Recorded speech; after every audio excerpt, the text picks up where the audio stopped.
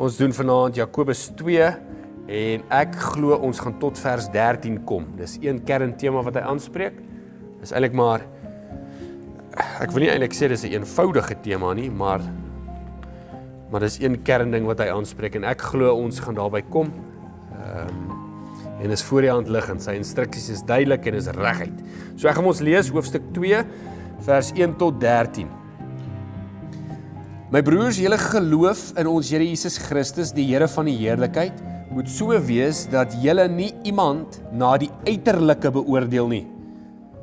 As daar 'n man met goue ringe en pragtige klere by julle samekoms aankom, en daar kom ook 'n arm man met vuil klere aan, en julle kyk na die een met die pragtige klere en sê, sit u hier op hierdie goeie plek, en vir die arm man sê julle, staan jy daar, of sit jy hier onder by my voetbank, het julle dan nie onder mekaar onderskeid gemaak, en regters met slegte oorwegings geword nie.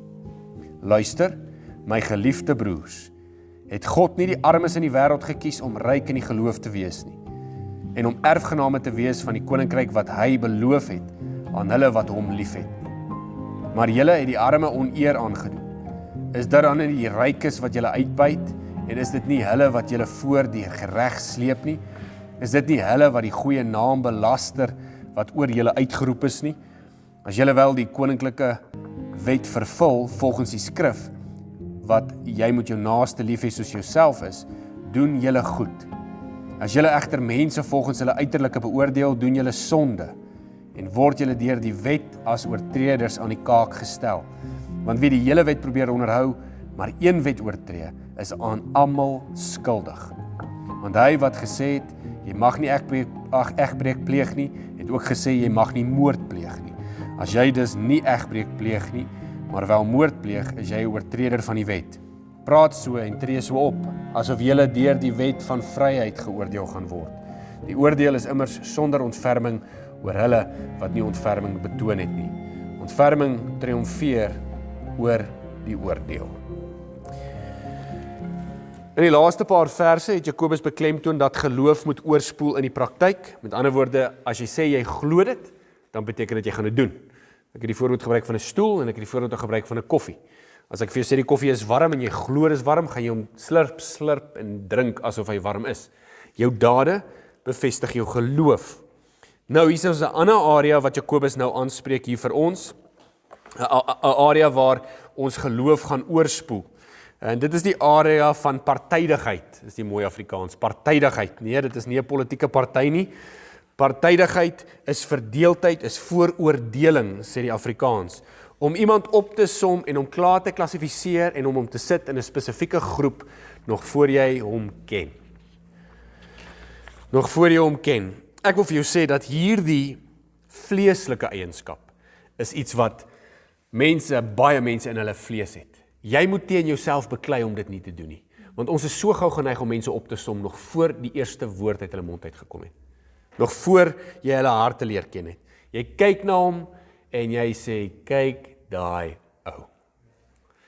Dit is verkeerd. Dit vorm ook nie deel van egte geloof nie. Deel van dit is wat ons baie keer in gemeentes en in plattelandse dorpies hoor.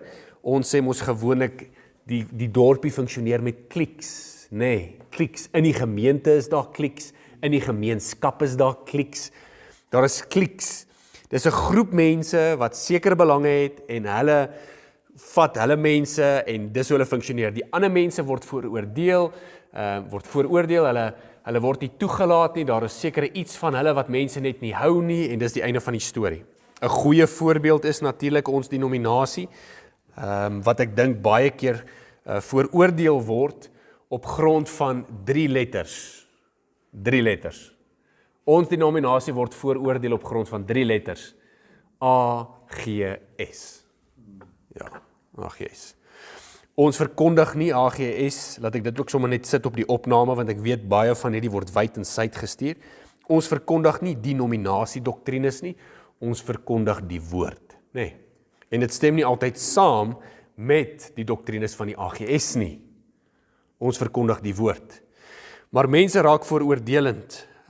As jy vir hulle sê jy is van 'n spesifieke denominasie, dan klassifiseer hulle jou volgens daai groep. As jy sê jy is van 'n sekere etiese groep, klassifiseer hulle jou. As hulle sien wat jy ry, dan klassifiseer hulle jou. So as al die Hilux manne saam ry, en hulle kyk neer op die met die Fords. En die met die Fords, hulle kyk op na die Hilux manne, of neer op die Hilux manne. Dis alles vooroordelend. Hierdie kliks, hierdie vooroordeling word belet. Nie net word dit belet hier in Jakobus nie, dit word belet soos jy gaan hoor nou in die res van die skrif. So dit word nie net belet deur die woord van God nie. Vooroordeling is teen die natuur van God. Dis teen wie God is. God se karakter is nie vooroordelend nie. Hy kyk nie na my en sê, Sean, jy het 'n pragtige baard en Edward is skoon geskeer en sê ek hou van jou nie. Hy kyk nie na die uiterlike nie. God sê, weet ons, die skrif is vol. God sê, hy kyk na die hart. Altyd na die hart. Hoor dit sê Deuteronomium 10:17, so reguit soos wat jy wil. Deuteronomium 10:17. Die onsagwekkende God, hoor, wat onpartydig is en geen omkoopgeskenk aanvaar nie. Hy is onpartydig. Hy kies nie 'n party nie. Hy is onpartydig. Spreuke, wysheidsliteratuur, Spreuke deel ook wysheid met ons. Hoor wat sê Spreuke 24:23. Ook hierdie spreuke is van die wyses. Om partydig te wees in regsspraak is nie goed nie. Dit is nie goed om partydig te wees nie. Die Nuwe Testament maak ook melding van partydigheid. Romeine 2:9-11. Verdrukking en benoudheid wag vir elke mens wat aanhou kwaad doen. Eerstens vir die Jood, maar ook vir die Griek. Maar heerlikheid, eer en vrede wag vir elkeen wat goed doen. Eerstens vir die Jood, maar ook vir die Griek. Want God beoordeel niemand volgens sy uiterlike nie. Volgens sy uiterlike nie. Jesus self, as jy dink aan Jesus se verhale, hoe hy omgegaan het met die bedelaars, die melaatses, die armes, die sondaars. As God se karakter getuig het van vooroordeling, sou Jesus nie met daai groep gemeng het nie. Het juis met die gekom wat siek is, juis die wat verstoot is, juis die wie die wêreld op neergekyk het. Dis teen die natuur van God, jy moet dit weet. Ons fokus op God se heiligheid, ons fokus op God se regverdigheid, ons fokus op God se almag, ons fokus op al hierdie mooi karakterseienskappe van God. Een van sy karakterseienskappe van God is dat hy nie partydig is nie. Hy's 'n God vir almal. Vir almal. Jesus self het vir 'n groep mense in die tempel gesê, moenie op die oog af oordeel nie, maar oordeel regverdig. Wat Jesus gesê het. Ek het nie die adres neergeskryf nie. Ek dink dit was Matteus 19 of 20. Ek sal net gaan kyk vir julle. Maar Jesus sê, moenie op die oog af oordeel nie, oordeel regverdig. Oordeel regverdig. Partydigheid word dus van die woord af teengestaan, dit word van God se natuur af teengestaan, dit word van die gedrag en die uitbeelding van Jesus Christus teengestaan. Dit is nie deel van 'n gelowige se lewe nie. 'n Kliek vooroordeling is nie deel van die gelowige se lewe nie, hoor, is nie veronderstel nie. Ek wil ook hê jy moet weet, dat hierdie partydigheid, net sodat ons mekaar mooi verstaan, dit gaan oor om iemand op die uiterlike te oordeel. Nee, ek sien jou, ek som jou, einde van die storie. Dis partydigheid, nee, waarvan hy hierso verwys. Die Bybel maak melding van geleenthede waar daar dit lyk asof dit partydig is, maar dis nie eintlik partydigheid nie. Soos byvoorbeeld 1 Tessalonisense 5 vers 12, 1 Timoteus 5 vers 17. Hy praat van, laat die ouderling wat julle leer ekstra eer ontvang.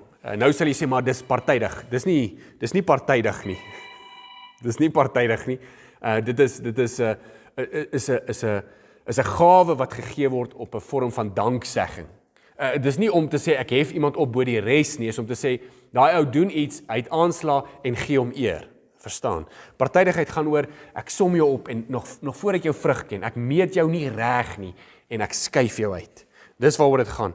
Partydigheid is ook nie om te sê 1 Timoteus sê jy moet die ouer mense hoor ag. Die ouer mans moet julle met eer en sagmoedigheid moet jy reg help, sê vir Timoteus, nê.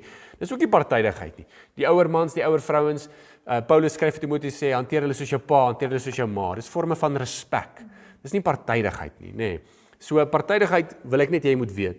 Dit gaan oor 'n vooroordeel. Dis waarvan hy hierso praat, 'n vooroordeel om in iemand op te som nog voor jy sy hart leer ken het. Dit gaan nie oor om iemand iets te gun nie. Iemand iets te gun wat hy toekom nie. Die leraar of 'n ouer mens, want die Bybel maak melding daarvan. OK. So dit is maar die gedagte van Jakobus waarop hy hierso bou. En dan gebruik hy in vers 2, ons praat van 'n hipotese, 'n hipotetiese stelling. Dit is 'n tipe van 'n voorbeeld om sy argument te staaf, nê. So dit het nie regtig gebeur nie. Hy sê nie dat dit regtig in die gemeente gebeur het, dat 'n ryk man ingekom het en 'n arm man het ingekom nie. Hy gebruik dit net as 'n voorbeeld, 'n hipotese sê ons.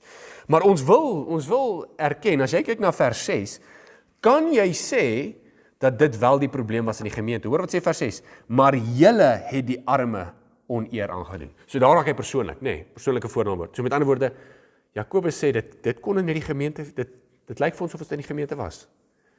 Maar die hipotese wat hy gebruik, die voorbeeld wat hy gebruik, praat hy van 'n ryk man wat inkom met goue ringe en mooi klere en hulle sê vir die ryk man, sit jy hier, ereplek, kom meneer, kom, sit jy hierso, jy word half ingeasher.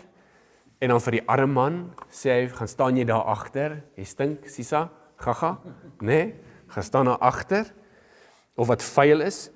Die ryk man word beskryf, goue ringe, klere, 'n man wat eer betoon word, nê. Iemand wat geëerbied word, iemand wat opgehef word. Die arme man, die kontras wat hy daarmee speel, is iemand wat arm is van die wêreld, geld, finansiëel, hoor.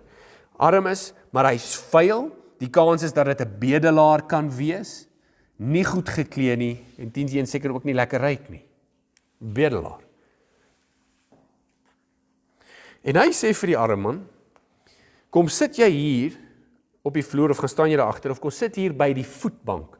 Nou daai tyd het mense, jy weet die ouer mense, daar was meer voetbanke in die ouer mense se huise, nê, mense voetbank. Nou sien ons dit nie meer nie, is iets wat gegaan het. Sit jou voete 'n bietjie op, jy sit dit soms op die rugleuning van die bank nou, nê, skop jou voete op daar. Nou het ons nie meer voetbanke nie. Nou elke bank is 'n voetbank, nê.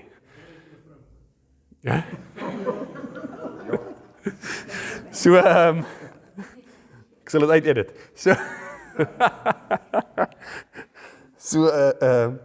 Voetbanke was in die kerk, was ook al, daar was voetbanke in die kerk. Die mense het gesit, hulle voete opgesit, kerke was 'n dag lank. Hulle het amper elke dag vergader ook. Daar was voetbanke, mense het hulle voete opgesit. Nou sê hy die ou vir die arme man, hoor wat sê hy? Hy sê, kom sit hier by my voetbank. Nie op my voetbank nie. Met ander woorde, ek gaan nie my voete vir jou afhaal nie. Jy kan nie by my sit soos 'n skoothondjie. Dis wat hy vir hom sê, vir die arme man. So jy kan by ons wees nie 'n probleem nie, maar is my voete swel. Jy weet, ek hou 'n bietjie water terug, hulle moet opgelig word.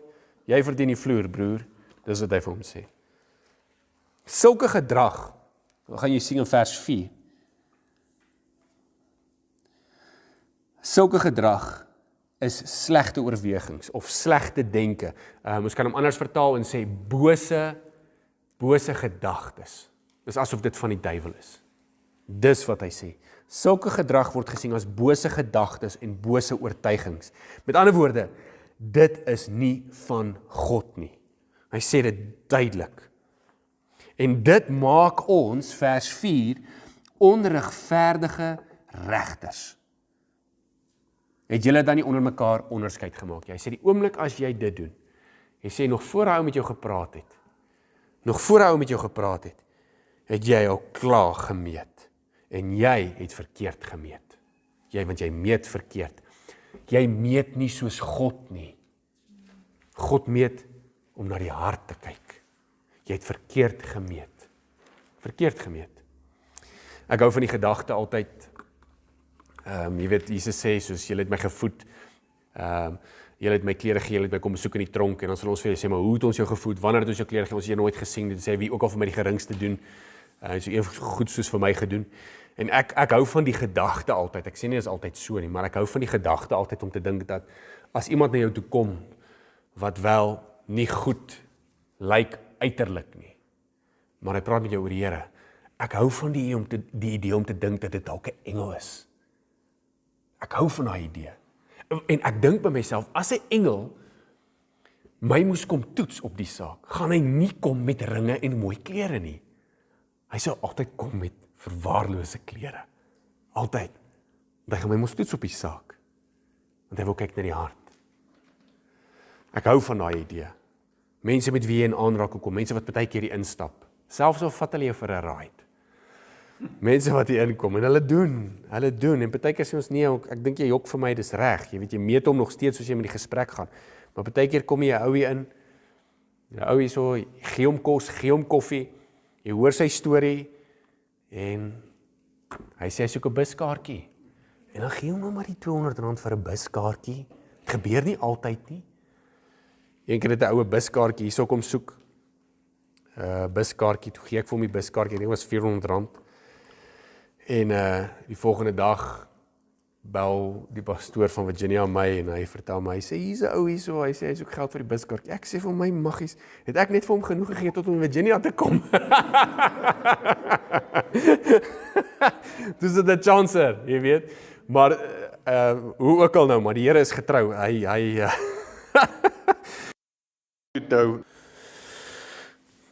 Goed, so hy sê ek ons is slegte gedagtes.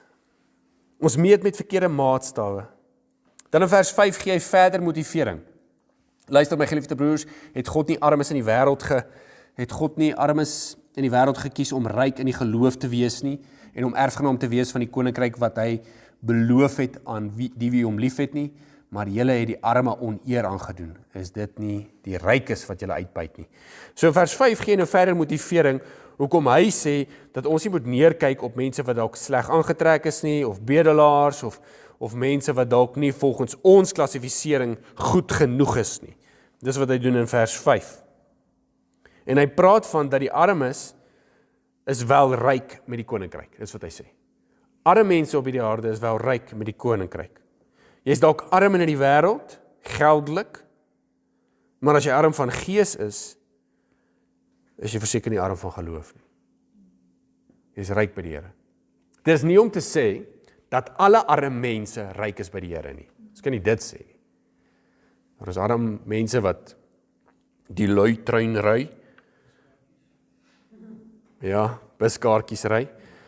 Jy kan ook nie sê dat alle ryk mense nie die koninkryk gaan kry nie. Dis nie wat hy sê nie. Hy sê nie alle armes nie. Nee, hy sê net vir jou, moenie verkeerd meet nie. Net omdat hy na die uiterlike kyk, kan jy nie verkeerd meet nie. Hoor hoe mooi sê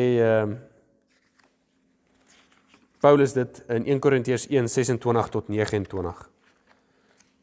1 Korintiërs 1, vers 26 tot 29.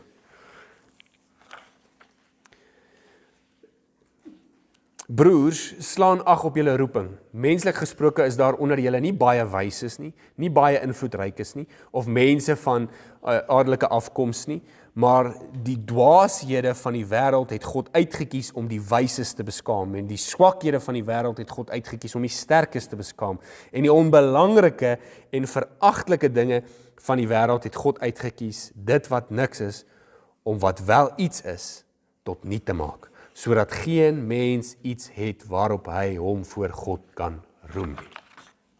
Dis wat hy sê. Die vroeë kerk, toe die kerk begin het, en jy moet besef, dit was, en ek dink dis hoekom die vroeë kerk so sterk was. Die oorskakeling van Jood na Christen was 'n groot oorskakeling. Daar was baie om oor te offer. Dit was nie sommer net 'n denominasieverandering nie, hoor. Die oomblik as jy 'n Jood was en jy het gesê ek volg die Here Jesus Christus, dan sou jy, as jy 'n vrou was en jy het vir jou man gesê ek glo in die Here Jesus, ek kan nie anders nie, ek glo, uit jou uit die huis het geskop, dadelik, net daar en dan. Jy het nie eers tyd gehad om jou tassie te pak nie. Jy gaan met die klere op jou rug. Kind, selfe storie. Man, die hele gemeenskap sal jou verstoot, sal jou verwyd, hulle sal jou uitdruk. Hulle sal nie met jou besigheid doen nie. Jy sal niks wees in hulle oor nie, laar as skuim. So met ander woorde, as jy die Here Jesus Christus erken as jou verlosser, is die kans goed dat jy arm was in daai tyd. Baie goed. Niemand sal met jou besigheid wil doen nie, niemand sal jou ondersteun nie, dit is goed. En dis hoekom jy ook lees in Handelinge se tydperk, dan kom die mense by mekaar en toe het al hulle besittings saamgebring, né? En hulle besittings verdeel onder mekaar. Daar was, nie alle Jode was arm nie, 'n meerderheid van hulle was. Daar was ryk Jode ook. En dis hoekom die skrif ook die instruksie gee, die wat wel af is, moet vir die wie arm is in die kerk ondersteun. Want dit gaan oor 'n eengesindheid, 'n gesamentlik, want mense moet besef, almal sit nie in dieselfde posisie nie, almal is nie in dieselfde posisie gebore nie. Jy sê dieselfde, ek sê dieselfde posisie as jy gebore nie, van julle het voorregte gehad, ek het voorregte gehad, van julle was benadeel, van julle het eers geleentheid gehad om te swat nie, ander het geleentheid gehad om te swat, hoe kan jy sê dis alles regverdig? So, maar die konsep is, dat die Christelike familie van mekaar moet kyk binne vir mekaar, en daar moet nie 'n veroordeling wees nie, daar moet nie 'n kliek vorm om te sê, maar, weet jy was nou nie universiteit toe nie, so jy kan nou nie eintlik deel wees van ons nie. Dis verkeerd. Baie van die Jode was arm, baie van hulle was arm, en hulle was arm nie deur keuse nie, of op grond van omstandighede, maar dink gou by jouself, as jy 'n Jood was daai tyd, en jy weet, hulle gaan jy my nou uitskop, net met die klere op my rug, en jy kan nog steeds sê, die Here Jesus is my verlosser, dan sê ek vir jou, jy het meer as enige ryk persoon in hierdie wêreld. Want dis egte geloof. Dis egte geloof. Ek sê, my Here Jesus volg ek. Maar jy gaan alles verloor, broer. My Here Jesus, jy gaan jou man verloor, broer. Onthou, die man was die broodwinner, né? Jy gaan jou kinders verloor.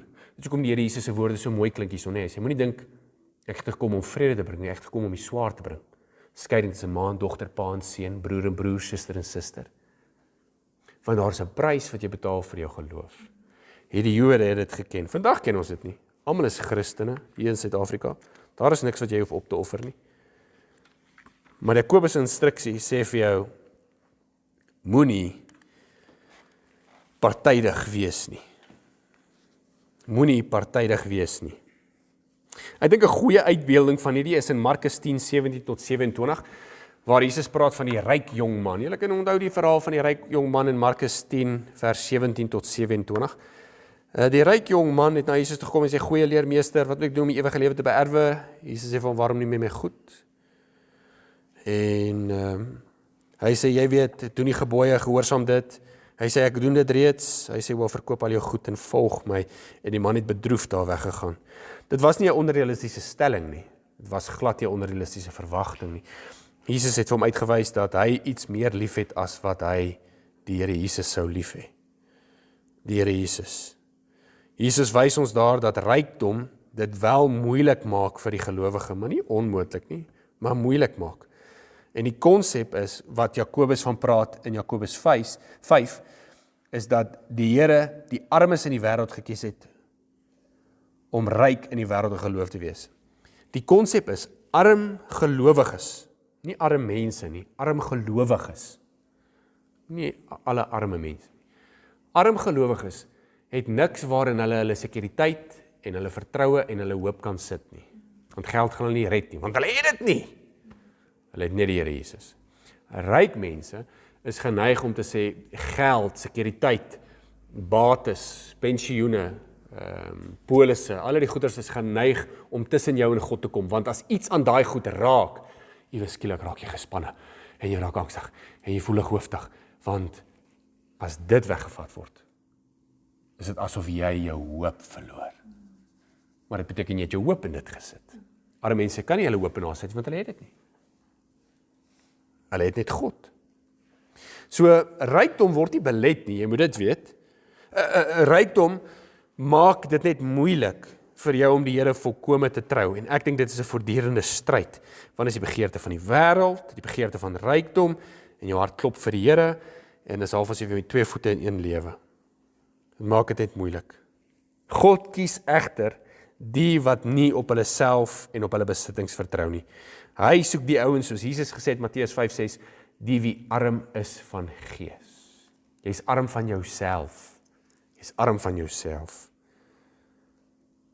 En nou in vers 6 vra Jakobus 3 vrae om sy punt verder te motiveer. Dis 'n retoriese vraag wat hy vra. Die eerste vraag wat hy vra, is dit nie die rykes wat julle uitbuit? Dis die 1. Nommer 2, is dit nie hulle wat julle voor die gereg sleep nie? Die derde een, is dit nie hulle wat die goeie naam belaster nie? So net so vinnig. Die eerste vraag wys hy dat dit rykes is wat baie keer die mense onderdruk. Die mense uitbuit. Die mense letterlik hulle gesag oor hulle uitoefen. Die oomblik as jy geld het, voel jy het status en jy voel jy het mag, en iemand wat arm is, dis half asof jy net oor hom heers. Ek is tot 'n mate beter. En dis wat hy sê, is dit tog nie hierdie ouens wat neerkyk op julle nie? Hy sê dis wat hy sê, hierdie ouens wat neerkyk op julle. Die tweede retoriese vraag, hy sê, is dit tog nie die rykes wat wil beklei vir elke liewe sent nie? Hy sal jou hof toe vat, tot hy daai laaste geldjie uit jou uitgekry het wat jy skuld het. Ons is gelowiges, maar ons is besigheidsmanne, sê hulle vir my. Besigheidsman. Derde vraag, hulle praat van om die naam te belaster. Die naam is met 'n hoofletter N daar by my in die 2020, dit beteken die naam van ons Here Jesus. Ek het daar agter gekom, baie keer mense wat finansiëel sterk af is, wat ook in die kerk sit, hulle sal so los wees met hulle mond, en hulle sal die Here en sy naam gebruik soos hulle goed dink, want die Here werk half vir hulle. Dis die konsep, jy weet, hulle is amper op dieselfde vlak as die Here self. En hulle sit eintlik, hulle neem nie die heiligheid van God of die heiligheid van sy naam eers ernstig nie. Hulle sal uitsprake maak links en regs. Hulle sal gewoonlik die gitaar wil slaan in die kerk. Dis eintlik wat hy sê. Hy sê, is nie hulle wat eintlik nie die heiligheid van die Here ernstig opneem nie. Ernstig opneem nie. Hoe mooi is dit om die Here se heiligheid ernstig op te neem. Om nie sommer net met 'n los mond te praat van jou God en jou Here nie. Om werklik met respek en 'n vrees oor hom te kan getuig. Dis die 3 vrae wat hy vra om sy punt verder te motiveer. En nou in vers 8 kom hy met die teenargument: as julle wel die koninklike wet vervul, volgens die skrif, die koninklike wet is die grootste gebod. Wat is die grootste gebod? Jy moet die Here jou God lief hê met jou hart, krag, siel en verstand. En die tweede een wat daarmee gelyk is, jy moet jou naaste lief hê soos jouself. Hy sê dan doen jy goed. Jou naaste, die ou met wie jy in aanraking kom. Ryk of arm, met wie jy in aanraking kom. Stink of aftershave, met wie jy in aanraking kom. Nou, hy sê die oomblik as jy dit doen, doen jy goed. So wat Jakobus sê, is wanneer jy skeiding in 'n gemeente plaas of 'n kliek maak, of wanneer jy partydig is in 'n gemeente, sondig jy. Dis wat hy sê. Dis sonde. En ek dink hy noem dit inteendeel sonde. Daar is hy vers 9. Sonde. Jy doen sonde. En dan vergelyk hy 'n ander deel van die wet. Hy sê as jy nou egbreek pleeg of moord pleeg, is nou vers 9. Hy sê of jy nou die een doen of daai ene doen, jy die wet gebreek. Einde van die storie. En wat hy ook vir jou sê is, as jy partydig is, jy die wet gebreek. Einde van die storie. Jy kan nie vir my kom en sê, maar dit is nie so ernstig nie. Jakobus sê, gedoen en gedaan. Jy die wet gebreek. Jy kyk neer, jy meet met verkeerde maatstaf. Jy meet. En die rede hoekom dit klink nou streng, want nou sê, nou kom iemand in hy stink bietjie en daar's kougom in sy hare en jy kyk hom en sê, en nou sê, joh, maar dit klink bietjie streng, want, jy weet, maar die kwessie wat hy eintlik aanspreek, is nie die daad van kyk nie. Die kwessie wat hy aanspreek is die hart. Hy wys vir jou, daar is nie liefde vir jou naaste nie. Ons het gesê vers 18, nee, in Jakobus 1 vers 18 het Jakobus gepraat van die wedergeboorte. En ons het gesê, die oomblik as jy hoor die woord van God gepreek word, dan ontvang jy dit, en as jy dit ontvang, en die Gees werk in jou, kry jy 'n nuwe lewe, 'n nuwe jy, nee, en die ou is verby, en weet jy wat gaan gepaard met die nuwe jy? Nuwe begeertes. Nuwe begeertes. En raai wat se begeerte manifesteer in die gelowige se hart? 'n Begeerte om onpartydig te wees, want dit is die natuur van God. Die natuur van God raak sigbaar in die gelowige se lewe. Hy is heilig, ek word heilig. Heilig beteken uitgesonder, né? Ja. Hy is regverdig, ek wil regverdig wees. Hy is rein, ek wil rein wees. Hy is onpartydig, ek wil onpartydig wees. Dis wat hy sê. So hy praat weer eens oor 'n hart kwessie. Hy praat oor 'n hart kwessie.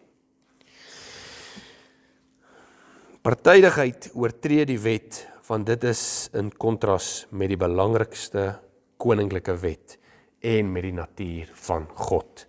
Dit oortree die wet. Jy gaan nie net teen die woord nie, maar jy gaan ook teen die wese van God. En dan in vers 12 en 13 sluit hy die gedeelte af. Vers 11, 12. Ja, vers 11 het 19 en 11 het hy gesê praat oor die sonde. Dan in vers 12 en 13 gee vir jou, begin hy so, hoor hoe sê begin vers 12, praat so en tree so op. Met ander woorde, praat en doen. Praat en doen. Hy gee die gedeelte sluit nou af met 'n waarskuwing. Hy waarsku jou nou, hy sê gaan en gaan doen, hy vermaan jou eintlik. Gaan praat en gaan doen. Die gelowige moet nou so optree en die gelowige moet nou so praat. Hoe moet hy praat? Asof die wet van vryheid jou gaan oordeel. Asof die wet van vryheid jou gaan oordeel. Indien Jakobus wys uit dat iemand wat homself 'n gelowige noem, nie genade en ontferming het teenoor ander, sal ook nie genade en ontferming het teenoor homself nie. Dis die konsep van, as jy besef, onthou Jesus saligspreker, geseënd is die wie treur en huil oor hulle sonde. Jy besef, ja, ek kort die Here Jesus elke dag van my lewe. Jy besef dit. Jy besef, ek kort sy vergifnis. Jy ry in jou bakkie af en jy sing net, genade is werklik onbeskryflik groot, want ek verdien nie om in 'n verhouding met die Here Jesus te staan nie. Maar dankie tog, ek is in 'n verhouding nie omdat ek het verdien nie, maar omdat hy dit vir my gegee het. Net dit is genade. Jy verstaan iets van genade as jy dit kan sê. As jy die oggende wakker word en jy besef, die feit dat ek kan sê ek's 'n Christen, beteken God het net homself ontferm oor my. Ek het nie iets reg gedoen nie. Dit was 'n geskenk wat hy vir my gegee het en ek het hom oopgemaak. Ek so dankbaar vir die geskenk. Dis hoekom ons nagmaal gebruik, want ons sê ons het niks gedoen nie, maar hy het alles gedoen. Toe hy uitgeroep het, dit is volbring, beteken dit werklik, Jesus het alles voltooi, alles volbring vir my, ek verdien dit nie eers nie, maar ek het dit gekry. Dan verstaan jy iets van genade. Die oomblik as jy iets verstaan van genade, sal jy iets van genade kan betoon. Dis wat hy sê. Hy sê, praat en lewe soos jy genade ontvang het, sodat jy genade kan gee. En hoe gaan genade lyk teenoor iemand wat die instap met vuil klere? Broer, jy verdien dalk nie om hier by ons te sit nie, maar ek verdien dit ook nie. Dis hoe dit gaan gelyk. Jy kan nie sê, broer, sorry, jy stink, jy verdien nie om hier te sit nie. Ek verdien om hier te sit, want ek het my aftershave aangesmeer. Jy kan nie dit sê nie. Jy kan nie. Jy sê, broer, nie een van ons verdien het om hier te wees nie. Kom sit hier langs my. En dan begin die goed gewoonlik. Goed, die gesprekke van die hart. En dan kan ons die boom aan sy vrug erken, nê? En dan sê ons, is die oue busryer, is hy besig om kansse te vat, of wat ook al, maar ons plaas nie oordeel, totdat ons die vrugte van die hart kon waarneem nie. Dus kom Christus om terugverdig oordeel. Is die man werklik net hier om iets te besteel? Is hy hier om wat ook al te doen waarmee hy besig is, wat nie reg is nie? Ons is nie veronderstel om dit te doen nie. En dieselfde konsep met liefde, in 1 Johannes 4:17, hoor wat lees hy? Hierin het die liefde onder ons tot vervulling gekom. Ons sal op die oordeelsdag vrymoedigheid hê, omdat ons in hierdie wêreld ook soos Jesus is. Hoor nou? In die liefde is daar geen vrees nie, inteendeel volmaakte liefde dryf vrees na buite, want vrees het te doen met straf, en wie vrees het nie volmaak geword in liefde nie. Dieselfde met liefde, dieselfde met genade, is omdat jy liefde ontvang, het jy nie meer vrees vir die Here nie. Omdat jy genade ontvang, kan jy genade gaan betoon, kan jy liefde gaan betoon. En hy sê, Jakobus sê, lewe so asof jy geoordeel word. Die persoon wat nie die genade van die Here Jesus in sy hart het nie, gaan nie die genade kan betoon nie. Hy gaan vrees hê op die dag van oordeel. Maar die persoon wat die genade het van die Here Jesus, hy gaan gemeet word aan die woord, né? Alles word gemeet aan die woord. Dis mos die mandaat, dis die standaard. Hy gaan gemeet word aan die woord, maar die genade gaan die woord oorweldig.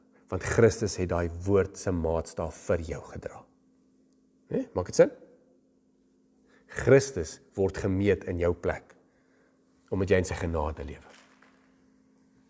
Die wie nie genade het nie, het absoluut iets om te vrees. Nou, laat ek een ding sê, in 'n sluitende gedagte. Ek het op baie gehoor hoe mense hierdie gedeelte gebruik om slegte kleredrag te motiveer in die samesyn van gelowiges. Vrouens wat sê, God kyk na my hart, en ek kan my borste betoon. Mans wat sê, God kyk na my hart, ek hoef nie netjies en goed gekleed te wees nie. Nou, dit is nie 'n wettiese kwessie van hoe jy aantrek nie.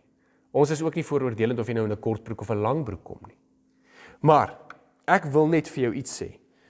dat as jy iets doen om intentioneel iemand anders te laat struikel, so byvoorbeeld, as jy 'n vrou inkom en sy trek onvanpaste klere aan, cleavage, is onaanvaarbaar in die samesyn van gelowiges, is onaanvaarbaar in enige plek, want jy verlei. As jy dit doen en sê, maar God kyk na my hart, dan sê ek vir jou motief eerstens is verkeerd, hoekom jy so aantrek. En tweedens, wil ek vir jou sê, dat as 'n mens gewoonlik, in die ou dae, vandag is dit nie meer so nie, as 'n mens gewoonlik na 'n begrafnis toe gaan, of jy gaan na 'n troue toe, nou praat ek van mans en vrouens se kleredrag. As jy gewoonlik na 'n begrafnis toe gaan, dan trek jy formeel aan. As jy gewoonlik na 'n troue toe gaan, trek jy formeel aan. Want jou kleredrag is 'n gebaar van respek teenoor die bruidspaar of teenoor die afsterwe. Dis gewoonlik hoe dit is. Dis 'n vorm van respek. Hoekom sal ons nie dieselfde vorm van respek betoon wanneer ons in die heiligheid en die heerlikheid van die samesyn van gelowiges kerk toe kom nie? Onthou net een ding, ons kom nie kerk toe vir onsself nie. Ons kom kerk toe vir die Here. Kerk is nie die aanbidding van mens nie, dis die aanbidding van God. So hoekom sal jy nie deur jou gedrag, deur jou woorde 'n gebaar van respek betoon nie? Hoekom sal jy nie? Dis waar toe gaan. Ek sê nie, met dit sê ek nie, ek wil jy moet weet, dat jy 'n langbroek moet aantrek nie. Ek sê net, 'n ou kan trots vind net op netheid. Jy kan in 'n kortbroek kom en jy kan netjies wees. Natuurlik. Jy kan netjies wees. Jy kan 'n langbroek kom, jy kan netjies wees. Ek sê net op die einde van die dag, as jy vir my gaan aantrek na 'n troue toe en 'n begrafnis toe, en jy trek nie dieselfde na 'n erediens toe waar jy die Here ontmoet nie, ek weet nie. Ek voel daar moet consistency wees, 'n gebaar van jou kleredrag. En ek sê ook net, as jy werklik, jy kan jouself meet, as jy gemaklik, dis miskien hoe jy jouself moet antwoord. As jy weet, die Here met sy heerlikheid en sy heiligheid gaan nou verskyn, nou Sondag wat kom, jy weet die Here gaan daar wees. Hoe gaan jy aantrek? Hoe gaan jy aantrek? Is al wat ek probeer sê. So, ek sê elke ou moet homself toets. Maar, elke ou moet homself toets. Maar vir my, ek gaan nie 'n ou meet wat met 'n kortbroek en plakkies hier kom nie. Want ek durf nie dit doen nie. Want hy is welkom nie. So, dit is 'n wederwysige ding, sien jy wat ek sê? Is 'n ding. Ek praat baie met julle met 'n kortbroekie voor. En my netheid, ek kan my baard en my snor en julle hare is gekam. Ek sê net, dit moenie 'n wettiese ding wees nie. Kleredrag moenie 'n wettiese ding wees nie, want ons is nie die fariseërs wat wette op wette maak nie. Dis nie wat ons doen nie. En ons oordeel en vooroordeel ook nie mense wat so maak. Enigiemand is welkom. Die oomblik as ons dit 'n wet maak, dan val ons weer terug op daai ou sisteme, jy weet van waar af ons kom. Dit is nie wat ons wil hê nie. Maar jy self as gelowige, laat jy jouself meet. Dis wat ek sê. Laat jy self die oortuiging kry. As jy sê, jy is gemaklik, en ek sou eerlikwaar dit sê, ek sou gemaklik wees met my chino broek en my golfhempie met my swart belt ingesteek in die teenwoordigheid van die Here Jesus. Ek sou regtig met dit gemaklik, op 'n warm dag natuurlik, as dit warm is. Hy's heilig, hy's soos 'n verterende lig, so dit gaan seker warm wees. Ek gaan seker sweet op daai dag. Ek sou gemaklik met dit, solank my hemp net ingesteek is, as ek gemaklik, jy weet. So ek wil net vir jou probeer uitwys. Jy kan jouself mee daarin. En vrouens dieselfde konsep. Ek dink eerlikwaar, die laaste persoon vir wie jy jou borste wil wys is die Here Jesus. Regtig. Die laaste plek waar jy onvanpas wil aantrek is voor die Here Jesus. Ek dink dan sal 'n vrou netjies gekleed wees. Sy sal netjies gekleed wees. So maar ek verstaan nou nie hoekom ons dit in die kerk doen nie. En in die oomblik wanneer die mense aanspreek, dan vat hulle die pad. Maar hulle vat die pad. Oomblik as jy mense aanspreek, vat hulle die pad. Maar dit wys vir jou dan eerstens waar die motief gelê het. Jy kom nie kerk toe vir ander mense nie. Jy kom kerk toe want jy het 'n ontmoeting met die lewende God en jy kom om hom te prys, jy kom om hom te loof en jy kom om te hoor wat hy vir jou te gesê het en om dankbaar te wees.